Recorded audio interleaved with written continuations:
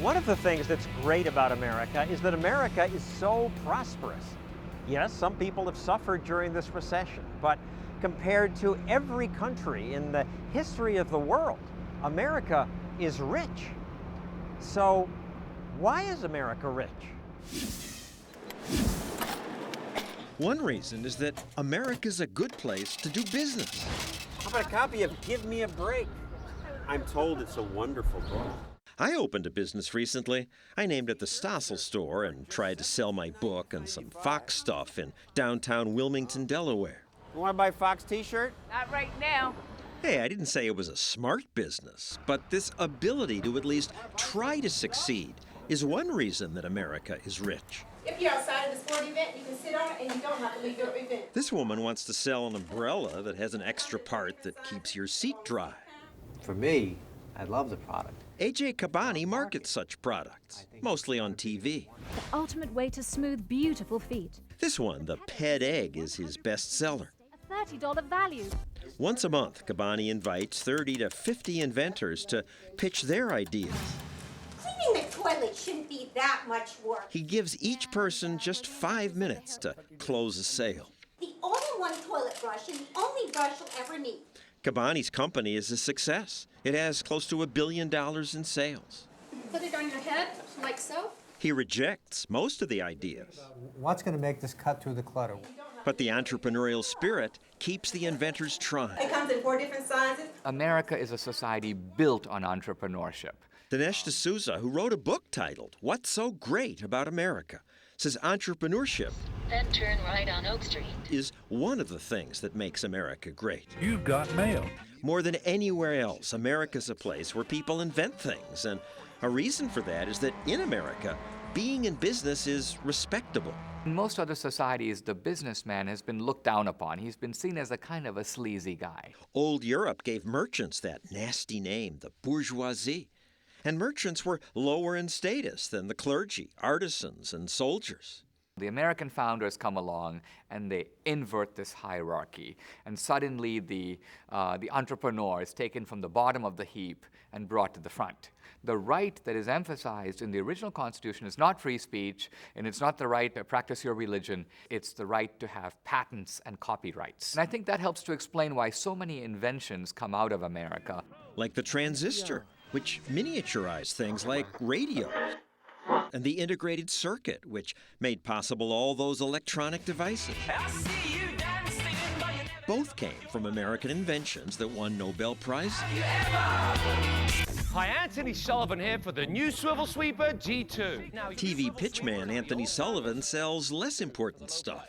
Here's what I'm thinking would actually... Here he is helping this inventor make his own TV commercial for a portable seat back so fans in the bleachers can get back support. It fits most any bleacher to give you the true support and comfort. You just click.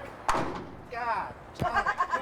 Installs in seconds. I know. Gotcha. Yeah, Installs in 1 second because it's All not right, well, do it in 1 second then. All right. Sullivan sold hundreds of millions of dollars worth of products, Anthony Sullivan here for the doing pitches like this. Jupiter Jack transmits quality sound through the speakers in your car. So instead of hearing music, you hear the other person. As you can hear, he's from Britain, but his business didn't thrive in Britain.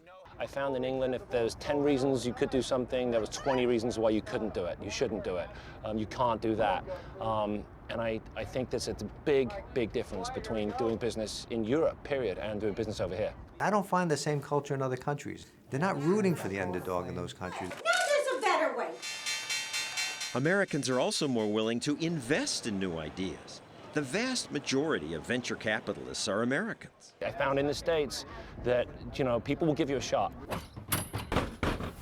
All right, I'm in business. And in America, it's easier to start a business. Fox stuff for sale. Took me less than a week to get legal permission for the Stossel store. Yeah, see, that's the way to start a business. You call me off the street, come over and take my money. It would have taken much longer in Europe. In Iraq, it takes an average 77 days. You have to get permit after permit. Those are the rules in much of the world. Does your business need to file 720 quarterly excise tax return? Though to be fair, American bureaucrats make it harder all the time. How do I know? I had to register with the Delaware Secretary of State and Division of Corporations. Get a federal employee identification number. Buy commercial liability insurance. Register with the Delaware State Department of Finance. But in Delaware, this can be done in just a few days. And it was good I had done it legally. This Wilmington cop came over to make sure I had my vending permit. Cost me $10. Yeah, the city of Wilmington will get you. All right, but I'm legal, right? Yeah, you're legal. I picked Delaware because we were told Delaware and Nevada have more business-friendly laws. It might be a dumb business, but let's try it. Bureaucrats are threatening this good part of America. I didn't even try to open a business in my hometown, New York City, because New York's bureaucracy is so ferocious, I'd have to spend weeks applying to the buildings department, zoning board, and more. The fastest growing parts of the world, like Hong Kong, make entrepreneurship easy. In Hong Kong several years ago, I got a business permit in just one day. Thank you, sir. It's a reason Hong Kong got rich. They encourage entrepreneurs to try. $11. There you go. A bargain. But at least America is a close second. Europe and much of Asia have many more rules. I have started businesses in the UK, in India. It takes at least a month or more just to open your doors. Maybe even longer in France. America's relative freedom is a reason the American wine business is booming. If I want to grow Pinot Noir, I want to be able to grow Pinot Noir. California vintners like Squire Friedel are free to experiment. But in France, which built the wine business, government now decides which grapes can be grown, how you may prune them, when you may irrigate, when you can pick grapes. And in the last 5 years, French wine sales are down 17%, while California's are up. Not having the rules and regulations that they have in much of Europe, and particularly in France, we're able to experiment. If you pay this for the books, I'll throw in a T-shirt. At the Stossel store, I was free to wheel and deal without government intervention. You're a tough bargainer, but there you go. Sir. And if my store is a bad idea and I lose money, in America it doesn't really make me a failure. D'Souza says that other places it would. If the firm fails, well, that's evidence that the man is a complete failure. Why? Because it's his firm, it's his idea, he tried it, he failed. He's a failure. So people who fail don't try again. So you say, you know what, I tried my hand at business, it didn't work, now let me take a salary job where I'll have some security. That's not true in America. And that's not true in America in this sense. An American will start a company, it'll fail. Pretty soon he's starting a newspaper, or he's now trying to export fish to Japan. By reason of experiments with the telephone. Thomas Edison had more than 1,000 patents. We know about his successes, like the light bulb, but few people know that Edison failed much more often.